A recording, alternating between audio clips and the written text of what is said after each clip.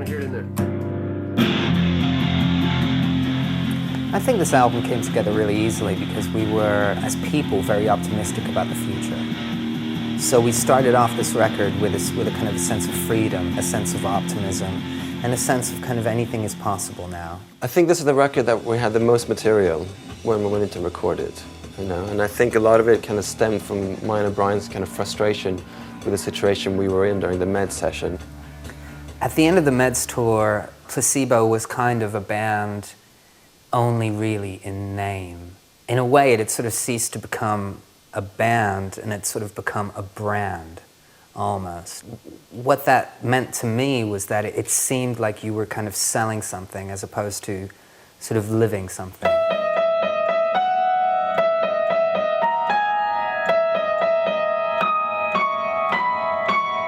I've spent the past 15 years of my life sort of creating a world where, creating a sort of an alternative universe where you don't really need to go to work at the same time of day every day, that you don't have to hate the people that you work with, that you don't have to sit at a desk and do things which are soul destroying. And surely being in a band is this wonderful, creative, expressive alternative to that. As a band, we continuously write. I think what happened during the Meds tour was that me and Brian, we were writing separately, individually, not really knowing that the other person was writing. And during sound checks, where we usually try out new material, that wasn't really happening on the tour. But towards the end of the Meds tour, me and Brian kind of came together and said, listen, we gotta, steer this ship back on its right track. And that's when we started to play each other the stuff that we'd written individually, and that's kind of when the concept of this new record came about. I had a few things in my mind when it sort of came to making a new record.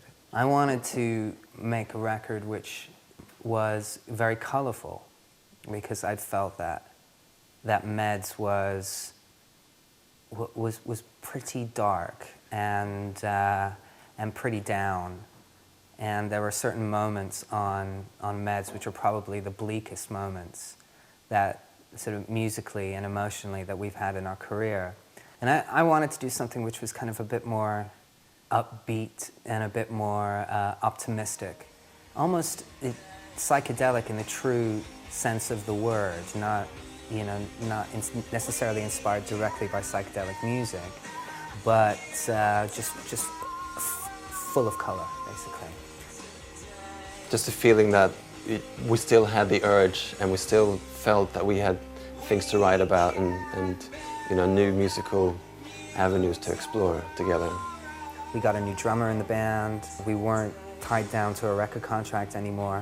What Placebo could do at that point was kind of a blank canvas, and that really sort of excited us.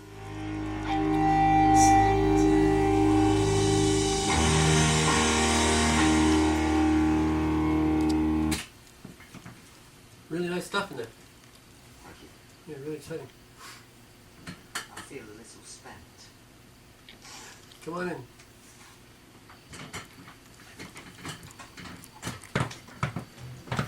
Hello. Hello. Could you please state your name? Klaus von Schwanzkäse. Afternoon, Mr. Schwanzkäse. Guten Tag. What is your role in this artistic endeavor upon which we have just embarked? I plays bass.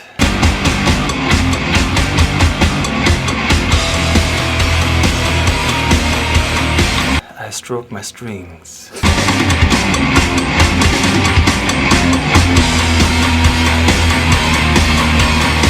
I like to say Vorsprung durch Technik.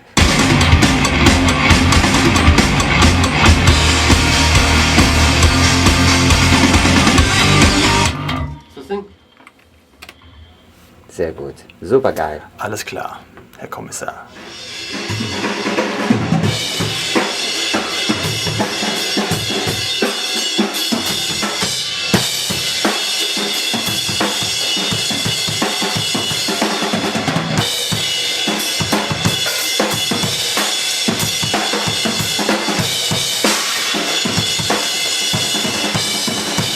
We didn't really want to go through an arduous audition process where we'd have, you know, X amount of drummers coming in and you know, trying them all out. We know that it's a lot to do with personality when it comes to being in a band. We were looking for somebody whose enthusiasm could rub off on us, who would experience all of these things that we'd already experienced for the first time, and for their excitement to kind of raise us up out of our sort of mid-30s jadedness, you know, and kind of make us into kids again. That is certainly one of the things that Steve has brought to the band. This sort of freshness, this I'll try anything, you know, this kind of excitement. We toured the States in the beginning of the Meds tour, and we had a band called Everline support us, and Steve Forrest was the drummer in that band then. It wasn't until, you know, over a year later when news kind of got out that that Placebo was a man down, and that there was perhaps, you know, a vacant space on the drum stool, that lots of drummers started getting in touch, one of which was Steve Forrest.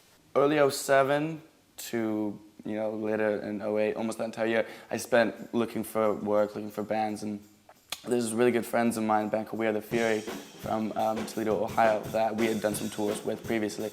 So they gave me a call and said, right, why don't you do some tech work for us, you know, kind of stay busy and get out there on the road. So I was out there doing that, and about halfway through, my mom's giving me calls, and she, you know, she's like, hey, remember that band that you toured with, Placebo? Yeah, she's like, well, I was just online, and I noticed that their drummer had left and needed a drum, but they specifically put out a thing saying, you know, we're not looking for a drummer right now at this time. So I figured, I was like, all right, well, I had made this video resume with one of my mates that has done some videos for us. So I was like, well, I'll get their contact information, send them this little video resume, say, hey, you know, my name's Steve, I know you're not looking for anybody, but if, you know, if and when you do start looking for me, maybe consider me. And there's like, I remember sending it to the manager, and like being like really nervous and like, oh, you know, really wanting this gig, and like, the day after, something like that, Alex Weston, the manager, emailed me back and said, hey, yeah, are you free tomorrow? Let's have a chat. And like 5 minutes after, I mean, I was just like bounced off the walls at this point. And about 5 minutes later, I get a phone call, and he's like, it's Steve. Immediately, I knew who it was, because he sounds just like he sings when he talks. And I was like, oh yeah, and he's like, this is Brian from Placebo. I was like, oh, what's up, man? Like, long time no talk. It was really good. We had about an hour and a half conversation, just kind of getting inside each other's heads. And he's like, yeah, well, why don't you come out to London in January for a couple of weeks and see how it feels? Oh, yeah. We decided to fly him over from California, just hang out for a while and jam and see whether we connected as people or not. Because that's really important, almost more so than sort of a person's musicianship. So you have to kind of figure out whether or not you want to spend 2 years, 10 years, 20 years of your life with this person living essentially in each other's pockets. Because, I mean, to the outside world, this life of kind of tour buses looks very, very glamorous, but there is not a lot of personal space. Like, before actually talking to him, I was kind of like, had this idea of like, yeah, it'd be like phone interview sort of thing, kind of get to know me, but we just kind of like really clicked and connected, so within like the first 5-10 minutes, like all that kind of went out the window. It was just like I was chatting to one of my mates, you know?